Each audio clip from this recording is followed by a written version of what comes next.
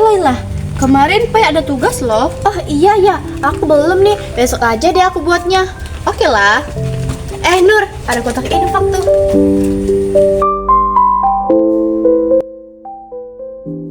Lihat Nur, aku bersedekah banyak sekali biar orang tahu kalau aku ini dermawan. Laila, itu namanya ria. Jika kamu bersedekah hanya ingin dilihat orang bukan karena Allah, pahala bisa hilang. Nur, kemarin aku habis khatam Al-Quran loh. Aku bangun setiap malam untuk sholat tahajud. Aku hebat kan? Laila, itu namanya sum'ah. Jika kamu menceritakan amal ibadah dengan tujuan agar orang memuji, itu tidak boleh loh. Teman-teman semua, dari kisah sebelumnya, apakah kalian sudah mengetahui apa itu riya dan juga sum'ah? Riya artinya memperlihatkan amal ibadah atau kebaikan kepada orang lain yang bertujuan untuk dipuji. Sum'ah artinya menceritakan kebaikan ataupun amal ibadah kepada orang lain agar mendapat pujian dari orang tersebut. Lalu apa sih perbedaan dari riya dan sum'ah? Singkatnya itu, riya itu adalah pamer perbuatan, sedangkan sum'ah itu pamer melalui ucapan. Lalu apakah riya dan sum'ah itu memiliki dampak negatif? Ya, tentu saja. Perilaku riya dan perilaku sum'ah dapat menimbulkan dampak negatif ataupun dampak buruk bagi pelakunya.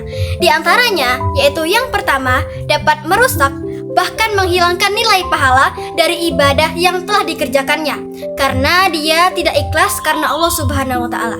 Yang kedua, yaitu dapat mengurangi rasa simpati orang lain karena amalannya ingin selalu dilihat oleh orang lain, bahkan dipublikasikan agar banyak orang mengetahui dan memujinya.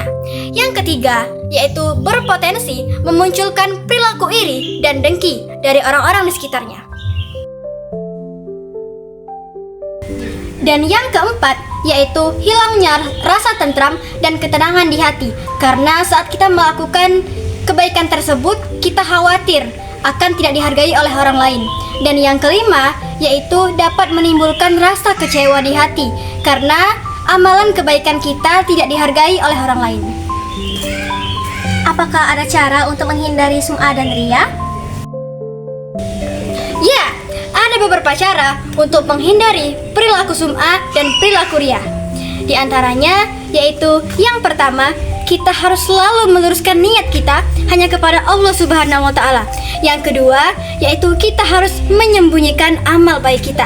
Yang ketiga, yaitu kita harus selalu berdoa kepada Allah Subhanahu wa taala agar kita terhindar dari perilaku riya dan perilaku sum'ah. Dan yang terakhir, yaitu kita harus selalu ingat bahwa manusia itu tidak dapat memberikan kita pahala. Yang dapat memberikan kita pahala itu hanyalah Allah Subhanahu wa taala. Wah, jadi begitu ya untuk menghindari riya dan sum'ah.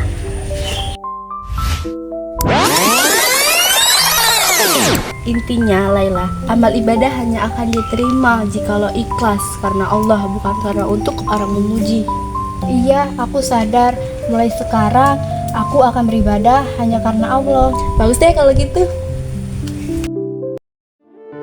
Rasulullah bersabda, "Sesungguhnya yang paling aku takutkan atas kalian adalah syirik kecil." Para sahabat bertanya, "Apakah syirik kecil itu, wahai Rasulullah?"